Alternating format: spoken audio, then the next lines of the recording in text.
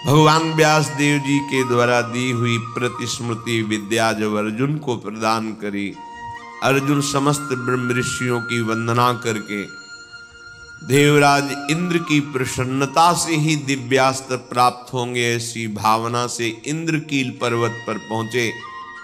वहां एक वृद्ध ब्रह्म ऋषि रूप में देवराज इंद्र ही बैठे थे। उनका तिष्ठ तिष्ठ, रुक जाओ, आगे मत जाओ, आगे अस्त्र शस्त्र ले जाने लायक देश नहीं है, यहां सब दिव्य सिद्धों का देश है। तुम अपना ये धनुष फेंक दो, ये तूणीर फेंक दो और सावधान होकर आगे जाओ। उन्होंने कहा नहीं, ये गांडीव धनुष परम पूजनी परम पावन है, मैं इसे तो नहीं फेंक सकता हूं। अगर इसे तुम फेंक दोगे तो जिस लोक का सुख चाहोगे वो सुख हम प्रदान करेंगे। नहीं, मुझे कोई लोक का सुख नहीं चाहिए। मैं जिस हेतु से जा रहा हूं उसमें इस अस्त्र की आवश्यकता है। यह एक संकेत मिलता है कि अगर आपने लक्ष्य बना लिया है उच्च कोटि का, भगवत प्राप्ति, भजन करना, धर्म से चलना, सत्य से चलना, तो आपकी परीक्षा होगी।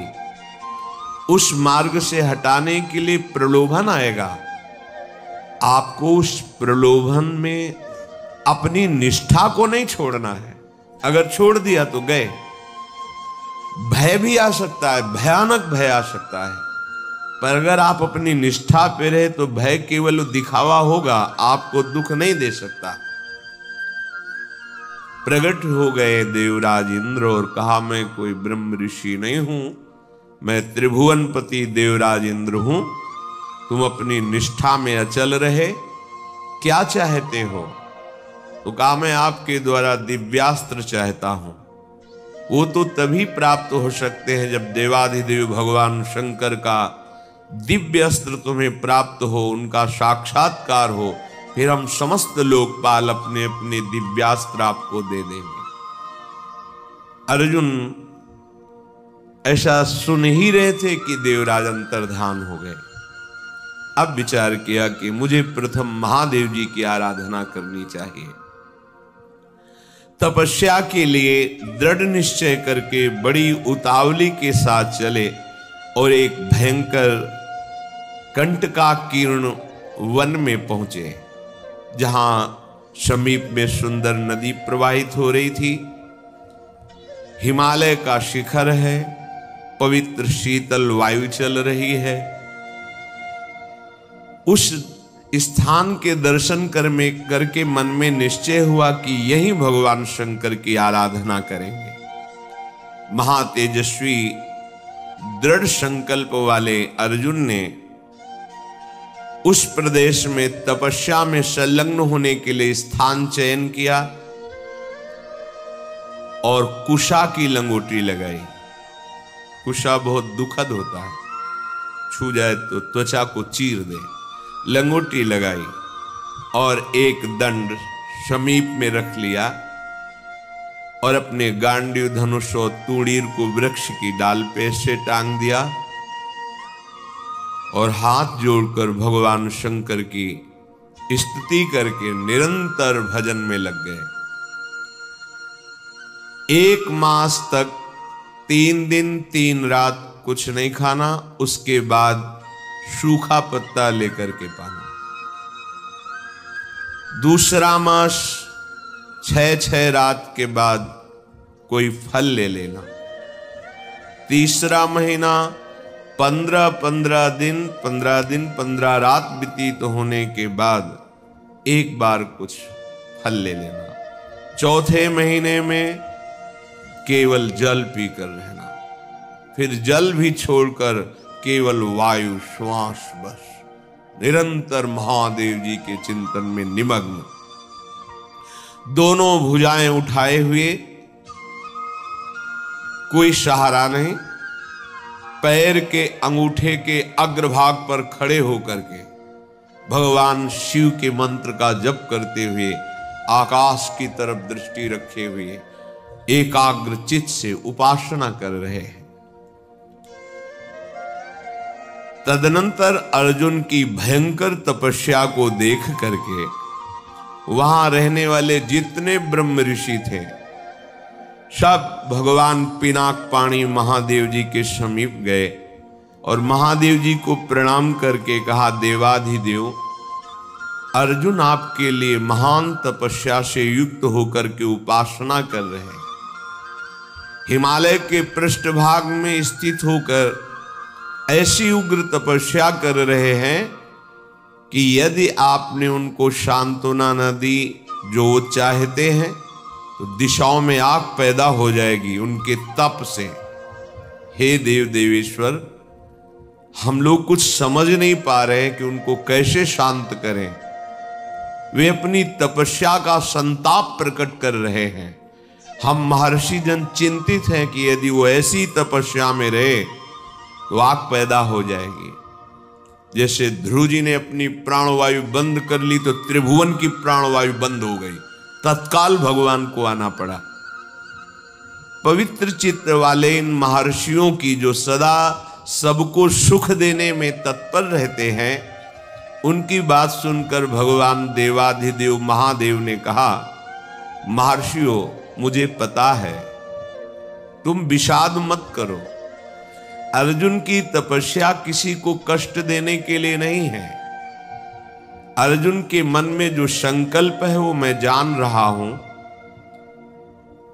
वो किसी लोकांतर के भोग की इच्छा से तपस्या नहीं कर रहे हैं।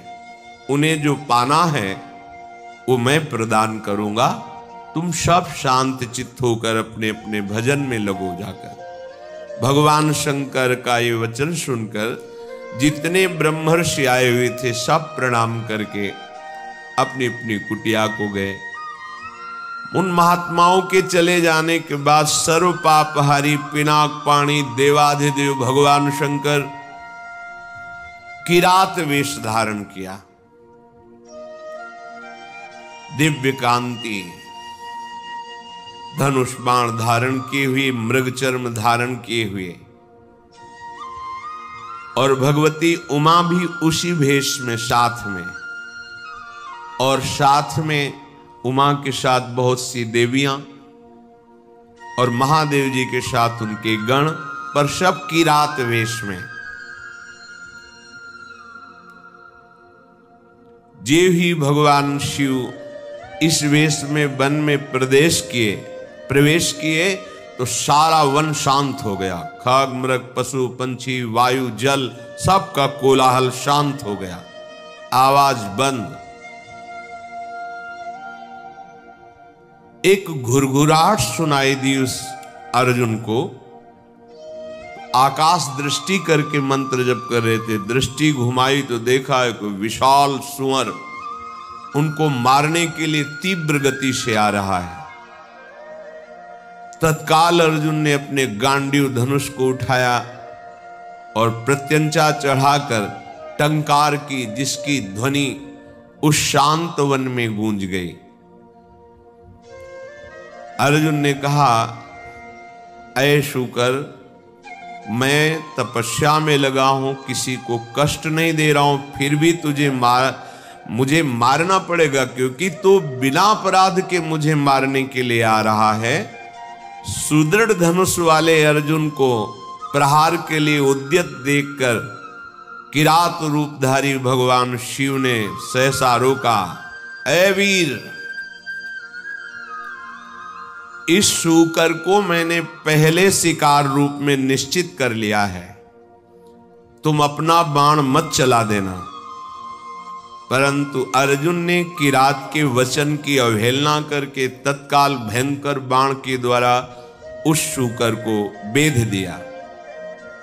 जैसे अर्जुन का बाण वैसे ही किरात वेशधारी भगवान शिव का बाण भी उसी जगह लगा।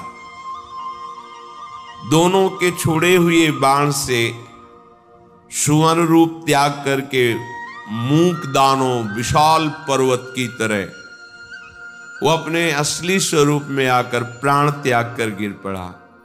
उसे अर्जुन को मारने के लिए भेजा गया था। जैसे बिजली की गड़गड़ाहट होती है, ऐसे आवाज करते हुए असुर अपने प्राणों को त्याग दिया। शत्रुनाशक अर्जुन उस तेजस्वी की रात को देखा जो कुछ दिव्य स्त्रियों से घिरे हुए थे। अर्जुन ने कहा, तुम कौन हो और यहां स्त्रियों के साथ क्यों घूम रहे हो? क्या आपको मालूम नहीं कि भयावह वन है? और क्या तुम्हें वन के सिद्धांत का भी ज्ञान नहीं है? जब मैंने लक्ष्य संधान कर दिया तो तुमने बाण क्यों मारा?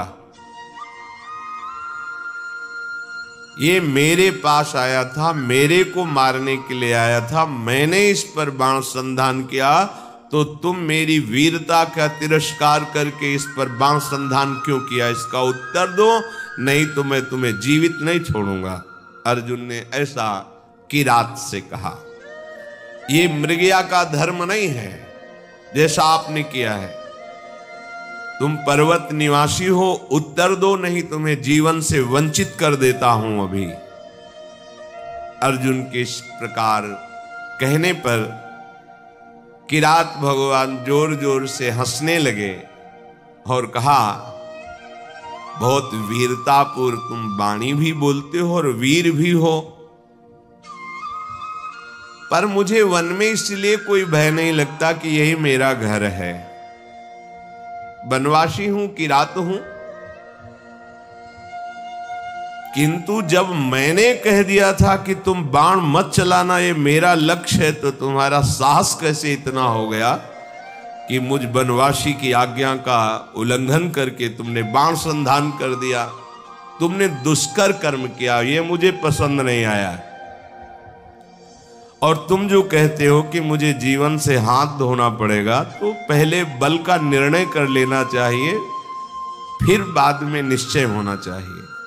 तुमने हमारे बल का निर्णय तो किया नहीं। क्या तुम जानते हो हम में कितना बल है?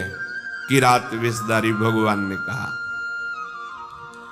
अर्जुन ने कहा, तुम्हारे जानने की हमें कोई आवश्यकता नहीं है, मुझे तुम जान लो। मेरा नाम अर्जुन है, मैं गांडीव धनुष को धारण करता हूं, और जब गांडीव मेरे हाथ में हो तो त्रिभुवन में कोई ऐसा नहीं जो मुझे परास्त कर सके। ये हिंसक रूप धारण करके दैत्य मुझे मारने आया था, मैंने इसे मार गिराया, अपराध आपका है। आपने मेरे लक्ष्य पर बाण क्यों मारा?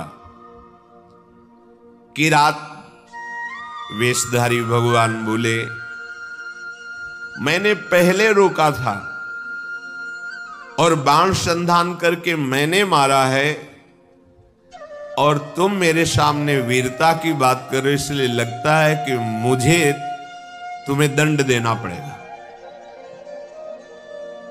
अर्जुन ने कहा, ऐसा कौन है त्रिभुवन में जो मुझे दंड दे? हमें लगता है कि तुम्हें प्राणों से कोई प्यार नहीं है, तुम्हें प्राणों से हाथ धोना पड़ेगा। भगवान ने कहा, तुम्हें बल का घमंड है क्या? तुम दूसरों को निर्बल समझते हो क्या? हमें लगता है तुम्हें शक्ति का और बल का गर्व है।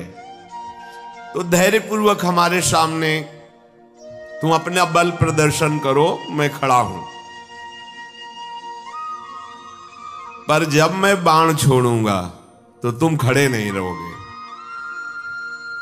किरात की ये बात सुनकर अर्जुन को बड़ा क्रोध है कि एक वनवासी किरात हमको ललकार रहा है। तत्काल भगवान शिव का ध्यान करके बाणों का संधान प्रारंभ किया। जितने भी बाण जा रहे हैं उस कोई घाव नहीं पैदा करे, सब लीन होते जा रहे हैं। और बार बार किरात कह रहे, और संधान कर। अर्जुन को समझ में नहीं आ रहा कि आज तक तो ऐसा नहीं हुआ। बाण गया, अक्षय तूणीर है, बाण गया, लक्ष्य वेदा तूणीर पे आ गया है। ये तो लीलता जा रहा है। बाण जहां जा वो अंतर ध्यान उन्हीं के शरीर में होता जा रहा है। अर्जुन ने बाणों की वर्षा झड़ी लगा दी।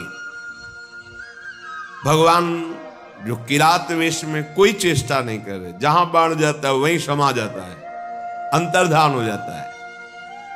48 मिनट तक बाणों की झड़ी लगाते रहे, कोई खरोच भी नहीं और एक भी बाण वापस नहीं हुआ।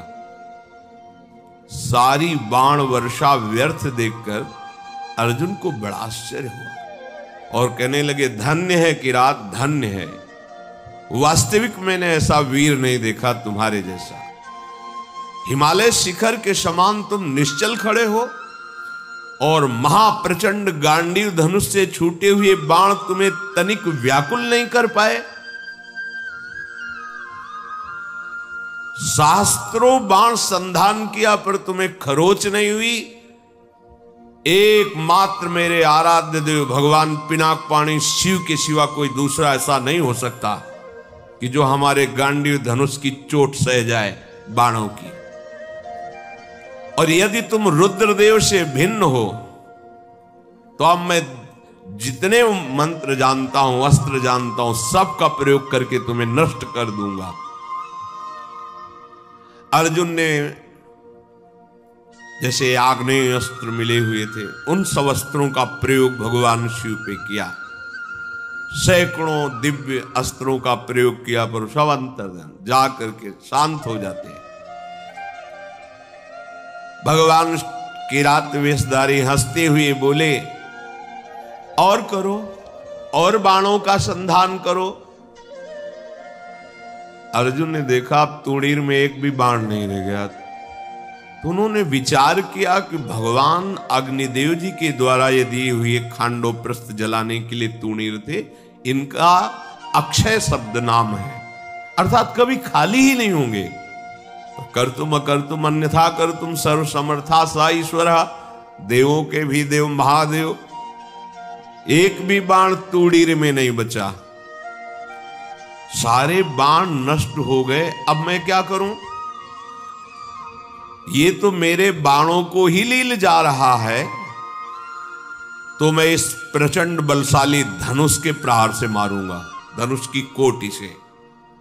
ऐसा विचार करके अर्जुन ने अपने प्रचंड गांडीव धनुष से प्रहार किया। गांडीव धनुष भी लीन हो गया किरात के शरीर में। कूद पड़े अर्जुन और अपने घूंसे से प्रहार किया। भगवान शिव शांत खड़े। एक तलवार थी अर्जुन के पास जो पर्वतों को भी काट सकती थी। भगवान शिव पे मारा तो कुंठित होकर गिर गई, कहीं खरोच भी नहीं। बड़ा कि आखिरकार अब कैसे इन पर विजय प्राप्त करें।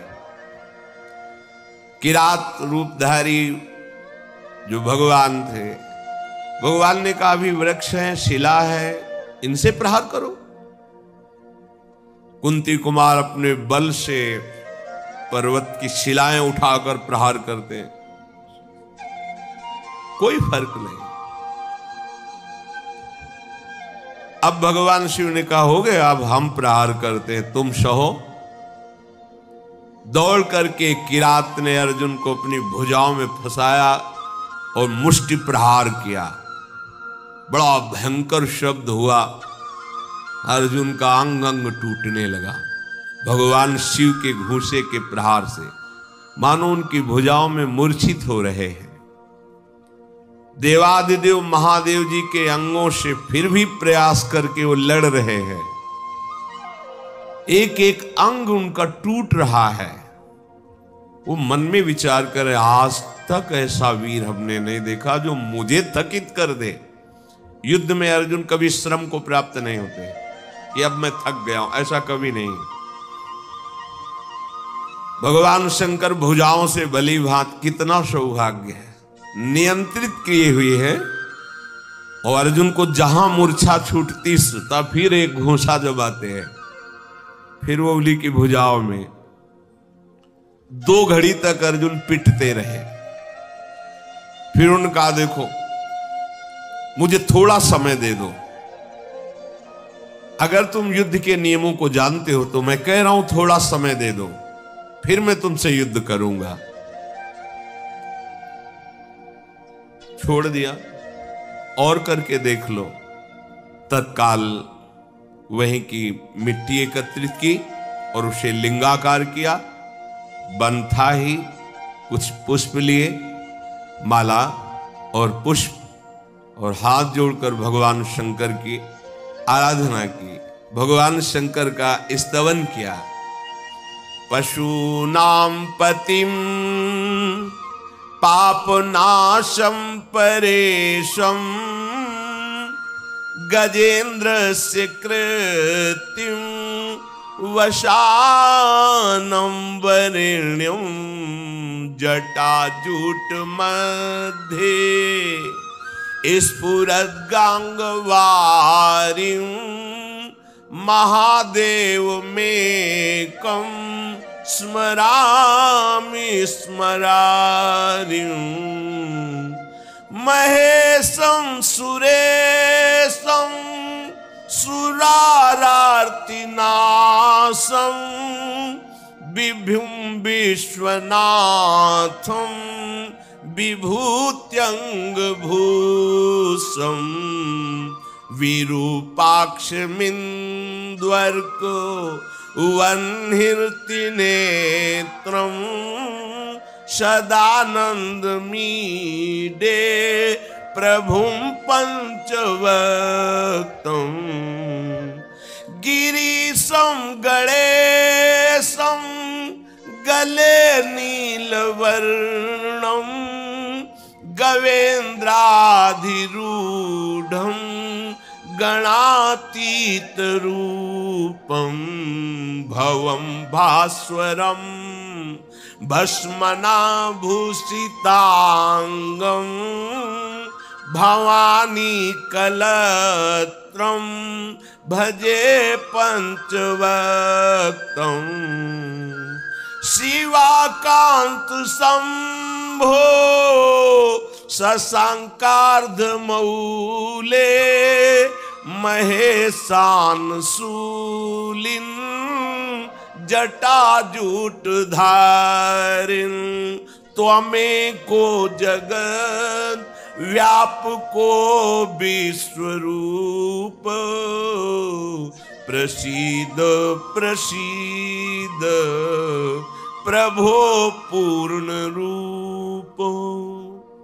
भगवान शिव का स्तवन करके जेव ही माला शिवलिंग पे डारी, तेव ही किरात पर वो माला पहुंची, मस्तक में किरात के।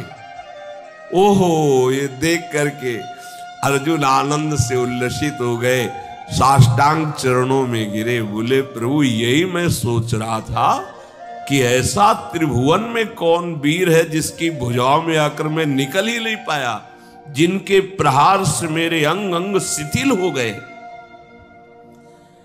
किरात रूपधारी भगवान शिव के चरणों में अर्जुन पड़े हुए, भगवान शिव ने अपनी महान भुजाओं से उठाया।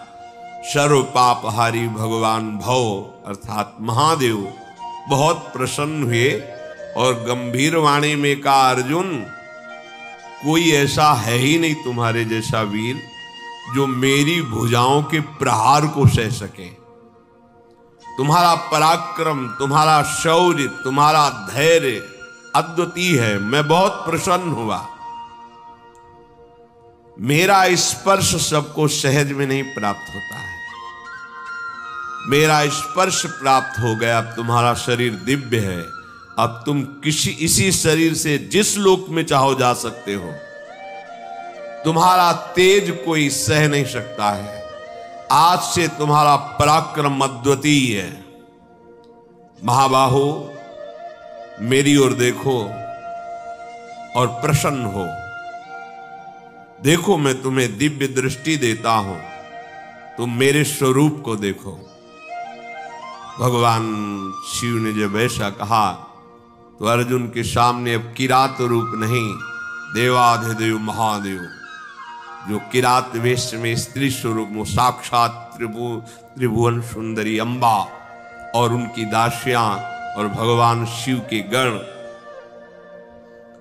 बार बार अर्जुन जी ने पूरे शिव परिकर को प्रणाम किया और कहा, तुम युद्ध में अपने शत्रुओं पर जो विजय चाहते हो तो आज के बाद कोई देवता भी तुम्हें परास्त नहीं कर सकता। मनुष्यों की तो बात जाने दो, मैं तुम्हारे हृदय की बात जानता हूं, तुम मुझसे क्या चाहते हो। लो, विश्व विनाशक पाशुपतास्त्र मैं तुम्हें प्रदान करता हूं। ये वो अस्त्र है जिसको कोई भी अस्त्र कुंठित नहीं कर सकता, और एक क्षण में पूरे त्रिभुवन को भस्म करने की सामर्थ्य मेरे इस अस्त्र में है, पाशुपतास्त्र। तदनंतर शूलपाणी भगवान महादेव जी और भगवती पार्वती जी के दर्शन करके अर्जुन को बड़ा आनंद प्राप्त हुआ। साष्टांग पृथ्वी पर लेटकर प्रणाम किया। अर्जुन बोले, हे जटाजूटधारी सर्वदेवेश्वर देवाधिदेव महादेव, भगदेवता के नेत्रों का विनाश करने वाले नीलकंठ, आपके मस्तक पर जगत पावन करने वाली गंगा जी विराजमान है। प्रभु, समस्त कारणों के परम श्रेष्ठ कारण आप हैं। मैं बहुत लज्जित हो रहा हूं। अपने स्वामी से युद्ध किया, अपने आराध्य देव से युद्ध किया, आप पर बाण संधान किया, कटुवचन बोले, धनुष से प्रहार किया, और भी नाथ मेरे अपराध को क्षमा कीजिए। मैं बहुत अंदर लज्जा से युक्त हो गया हूं। मैं आपके ही दर्शन की इच्छा लेकर इस महान तप से युक्त हुआ था। हे देव देवेश्वर, संपूर्ण जगत आपकी वंदना करता है, और मैंने आप पर प्रहार किया, फिर भी आप प्रसन्न हैं। नाथ, मुझे बहुत अंदर से लज्जा आ रही है। मैंने जो आपके सामने साहस दिखाया, ये मेरा अपराध है। प्रभु, अनजाने में मेरे से अपराध बन गया। हे शंकर, मैं आपकी शरण में हूं, मेरी धृष्टता को क्षमा कर दीजिए।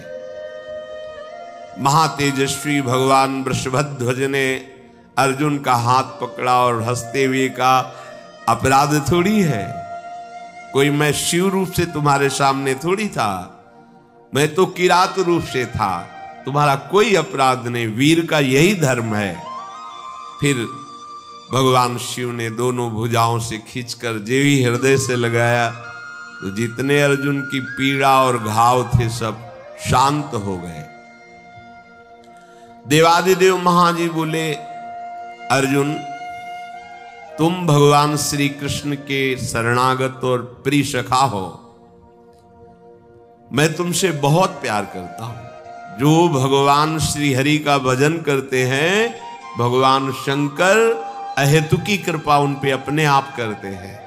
वो जो भगवान शंकर की आराधना करते हैं, हरि अहेतुकी कृपा अपने आप करते हैं। कभी ऐसा भ्रम किसी को नहीं होना चाहिए कि हम हरि के उपासक हैं तो भगवान शंकर की थोड़ी भी न्यूनता या अवहेलना करें। नहीं, भगवान श्री हरि कहते हैं, शिवद्रोही मम दास कहावा, सो नर मोहि सपने नहीं भावा। कभी ऐसी गलती नहीं। और जो भगवान शिव का उपासक है, वो कभी वैष्णवों की, हरिजनों की या हरि की कभी थोड़ी सी भी अवहेलना या निंदा ना करे कि हमें भगवान शंकर के बल से ऐसा, नहीं तो भगवान शंकर ही दंड दे देंगे, वही दंड दे देंगे। काकभूषण जी ने तो यही किया ना। गुरु बार बार उनको समझा रहे थे कि हरि और हर में कोई भेद नहीं है, लीला के लिए दो रूप हैं, पर वो ये नहीं मानते। तो गुरु की अवहेलना करने लगे थे। गुरुदेव मंदिर में पधारे, उस शिव मंदिर में बैठे पंचाक्षरी मंत्र जप रहे थे, क्या प्रणाम करना? नहीं प्रणाम किया तो भगवान शिव ने कहा, अरे ये अमर्यादा, गुरु के आने पर तुम खड़े नहीं हुए, प्रणाम नहीं किया, अजगर की तरह बैठा रहा। अरे पापी, मेरे मंत्र को तेरे गुरुदेव ने ही दिया और उनका तू अपमान कर रहा है। जा, सहस्त्र योनि अजगर की प्राप्त कर। भगवान शंकर ने ही दंड दे दिया। कभी ऐसा ना हो कि कोई अपनी उपासना के बल से अपने ही आराध्य देव के अन्य रूपों की निंदा या अवहेलना करे। वो भगवान शिव तो परम वैष्णवाचार्य सच्ची कहते हैं, उनकी कृपा से ही प्रेम लक्षणा भक्ति मिलती है। और गूढ़ रहस्य, भगवान शंकर अहंकार के अधिष्ठात्र देवता हैं और हमारे श्री हरि को अहंकार पसंद नहीं, तो अहंकार का अपहरण भगवान शिव ही करते, तभी दैन्यता आती है। भगवान शंकर ने कहा कि ये लो गांडियो और ये लो अक्षय तूणीर, ये तुम्हारे योग्य है। कुंती कुमार, तुम्हारे शरीर में जो चोट पहुंची है, अब तुम कभी ऐसी चोट से व्यथित नहीं होगे। मैंने चोट पहुंचाई, अब कोई इससे भी भारी चोट पहुंचावे तो तुम्हें कभी व्यथा नहीं होगी। भगवान चोट पहुंचाते हैं मजबूत करने के लिए। जैसे कुमार है ना, नीचे हाथ लगा के मटकी को थाप से पीटता है, हाँ, अपना रंग देता है और मजबूत करता है। ऐसी भगवान का जो दास है, भगवान उसको इतना मजबूत कर देते कि माया एक साथ मिलकर प्रहार करे, काम क्रोध लोभ मोह मद मत्सर, फिर भी कोई फर्क नहीं पड़ता। वो हरिदास है, वो हरिजन है। पार्थ, तुम्हारा पराक्रम यथार्थ है, इसलिए मैं तुम पर बहुत प्रसन्न हुआ। मर्तलोक में या स्वर्गलोक में या अन्य लोक में अब कोई भी ऐसा नहीं जो तुम पर विजय प्राप्त कर सके। तो भगवान का भक्त त्रिभुवन विजेता होता है, यहां से लेकर ब्रह्मलोक तक कोई उसे परास्त नहीं कर सकता। ब्रह्मा जी भी नमस्कार करते हैं जो भगवान के सच्चे भक्त होते हैं। अर्जुन बोले, देवाधिदेव प्रभु,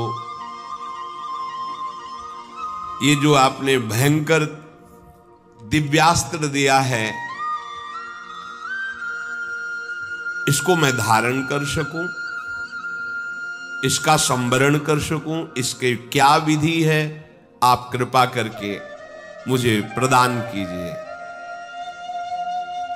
कोई भी दानव, राक्षस, भूत, पिशाच, गंधर्व, नाग, कोई भी हो, इस अस्त्र को हाथ में लेते ही वो भस्म हो जाएगा।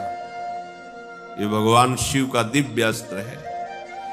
इस अस्त्र का अभिमंत्रित करना, इस अस्त्र को धारण करना और इस अस्त्र का अंतर्ध्यान कराना, जो ही इस अस्त्र को अभिमंत्रित किया जाता है तो इस अस्त्र से हजारों लाखों त्रिशूल, भयंकर विषधारी सर्प और भयंकर गदा और भयंकर विषैले बाण प्रकट हो जाते हैं।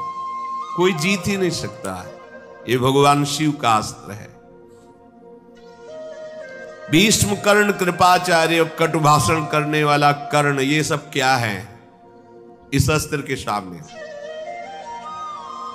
भगवान पशुपति महादेव जी ने पांडव कुमार अर्जुन को धारण करना, प्रयोग करना, उपसंहार करना, ये विधि बताई।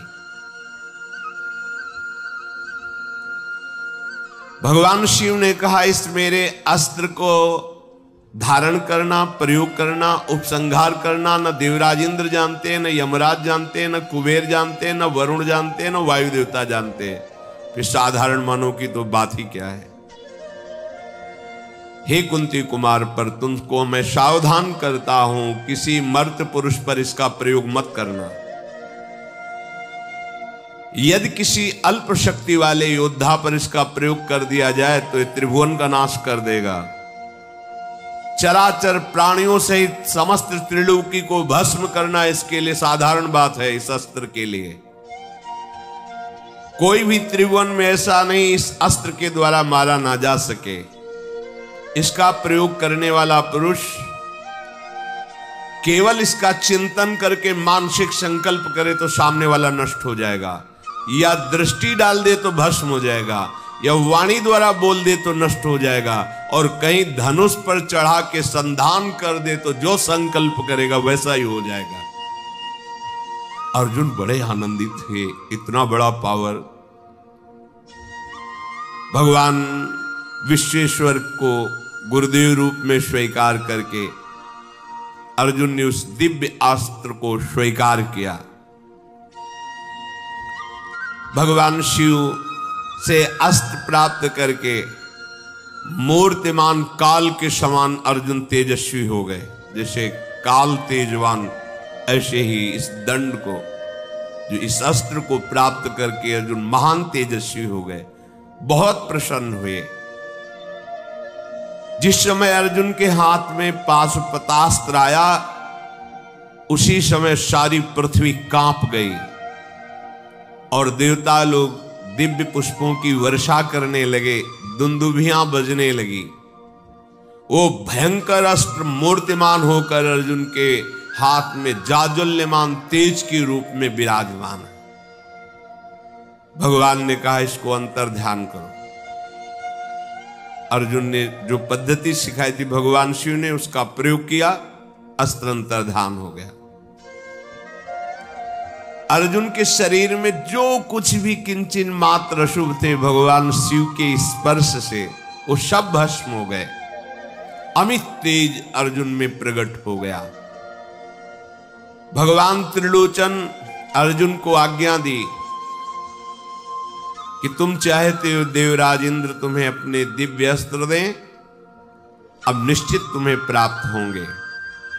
मंगल में महादेव और उनका परिकर तत्काल अंतर्धान हो।